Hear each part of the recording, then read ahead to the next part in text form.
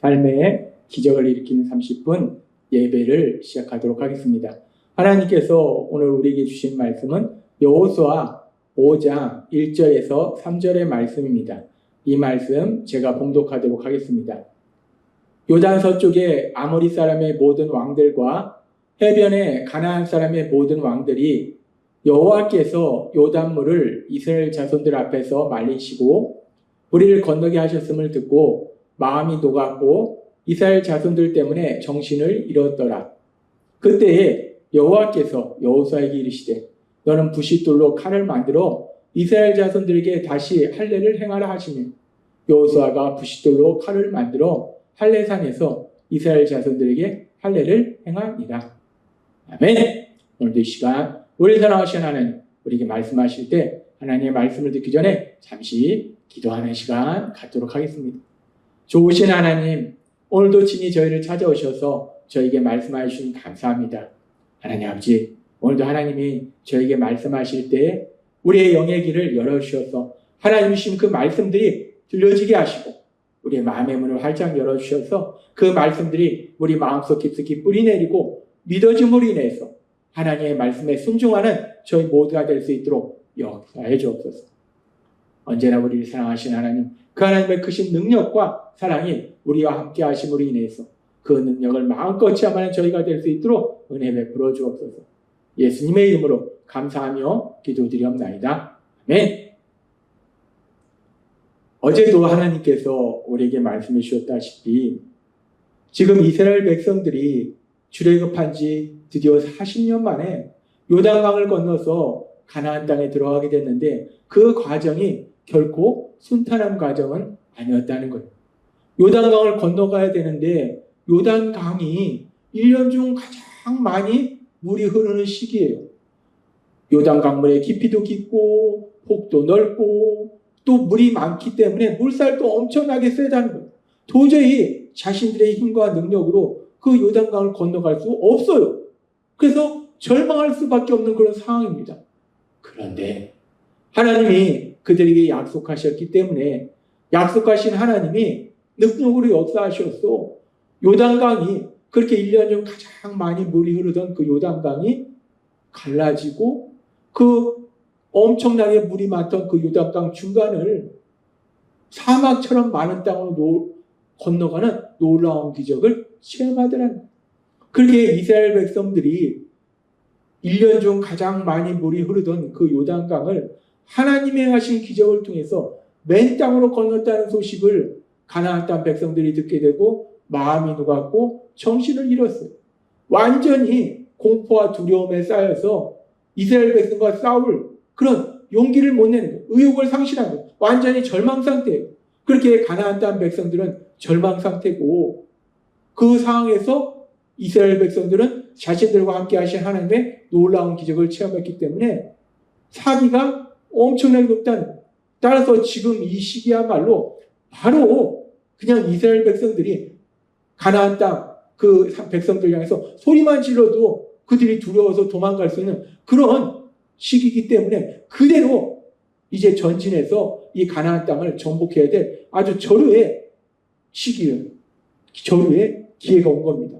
그렇게 가장 좋은 이제 가나안 땅을 정복할 가장 좋은 시기가 됐는데 그래서 하나님께서 이스라엘 백성에게 이제 이 기세를 몰아서 바로 여리고성을 정복해라 라고 말씀하실 것 같은데 그런데 성경에 보면은 하나님이 전혀 다른 명령을 하십니다.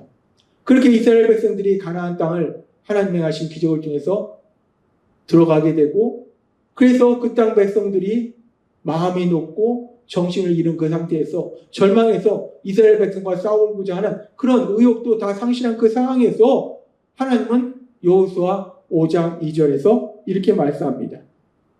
그때에 여호와께서 여호수아에게 이르시되 너는 부싯돌로 칼을 만들어 이스라엘 자손들에게 다시 할례를 행하라 하시니 그때에 그때가 언젠가 이스라엘 백성들이 이제 하나님의 하신 기적을 통해서 요단강을 건너간 이후 그때 그렇게 하나님의 하신 기적을 통해서 요단강을 건너고 이스라엘 백성들은 이제 하나님을 믿음으로 이제 사기가 높을 대로 높았고 반대로 가나안 땅 백성들은 절망 상태에서 이스라엘 백성과 싸울 의욕조차 이런 상황이기 때문에 바로 그대로 이제 첫 번째 성 여리고성을 점령하면 되는데, 정복하면 되는데, 전쟁을 하면 되는데, 그런데 하나님이 지금 명령할 때 바로 기세를 몰아서 여리고성을 공격해라 라고 명령하시는 것이 아니라 할례를 행하라 라고 말씀하세요. 할례를 행하라. 기세를 몰아서 여리고성을 공격해라 라고 말씀하시는 것이 아니라 할례를 행하라 라고 말씀하신다는 거예요. 할례를 행하라. 우리는 이 장면에서 창세기에 나오는 한 장면을 기억할 수 있어요. 전쟁을 앞두고 할례를 행했을 때 어떤 일이 일어나게 되는가, 이 부분에 대해서 우리는 창세기에 나오는 한 사건을 통해서 명확하게 알 수 있는데, 야곱이 이제 외삼촌 라반의 집에서 생활하다가 가족을 데리고 고향으로 돌아옵니다. 그 돌아오는 과정 가운데 세겜이란 지역에 잠시 머물렀는데, 그 세겜이란 지역에 머물렀을 때 야곱의 딸 디나가 그 지역을 구경을 갔는데, 이 세겜 추장이 야곱의 딸 디나를 보고 마음에 들어서 강제로 잠자리를 같이 해요.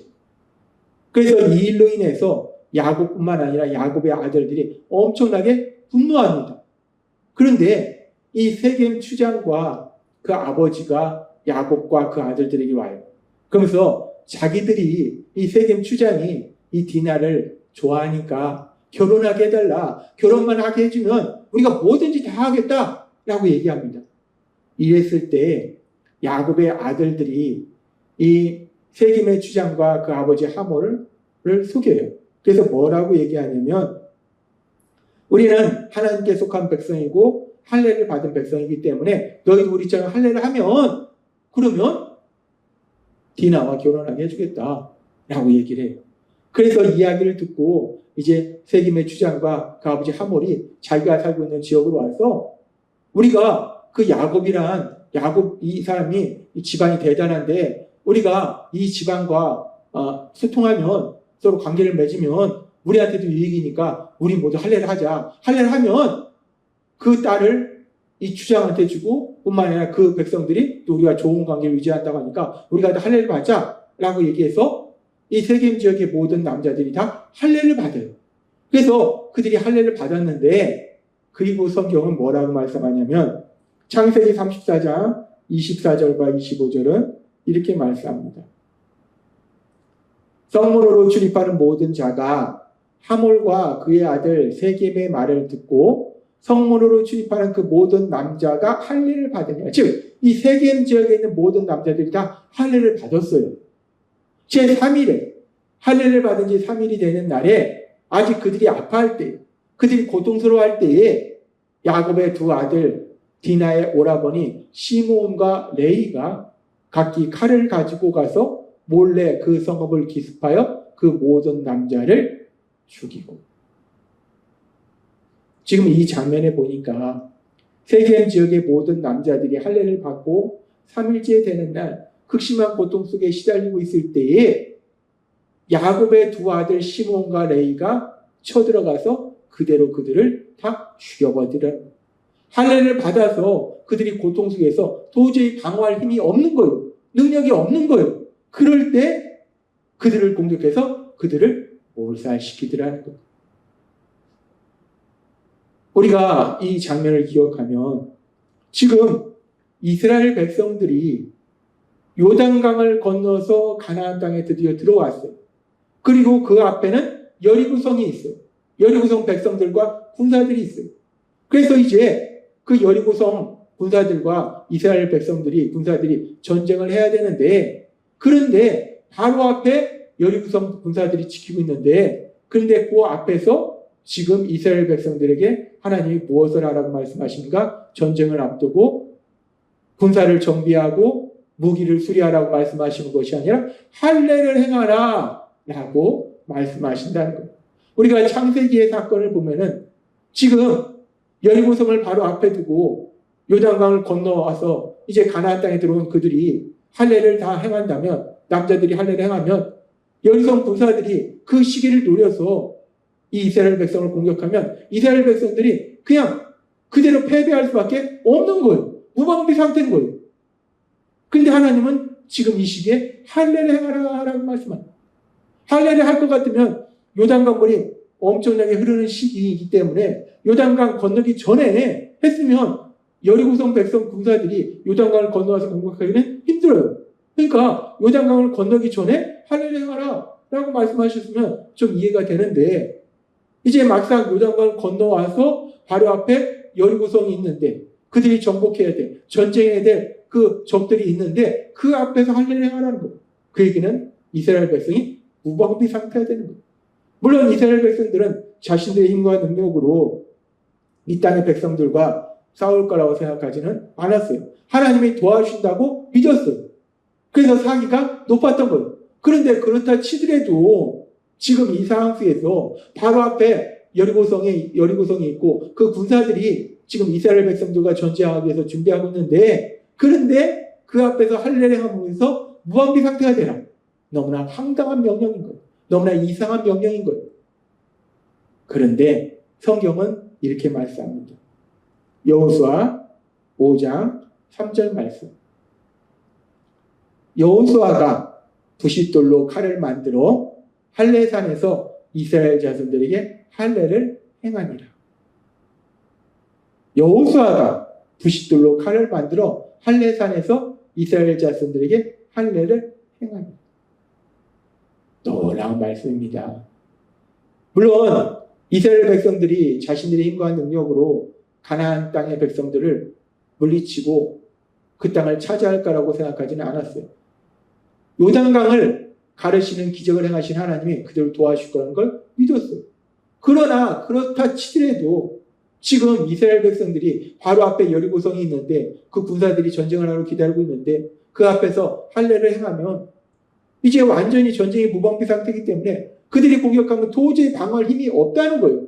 그런데 여호수아는 하나님의 말씀에 순종하고 이스라엘 백성들도 하나님 말씀에 순종해요. 이 순종은 단순히 하나님 말씀에 순종하는 걸 넘어서서 하나님에 대한 굳건한 믿음의 표현이라는 거예요.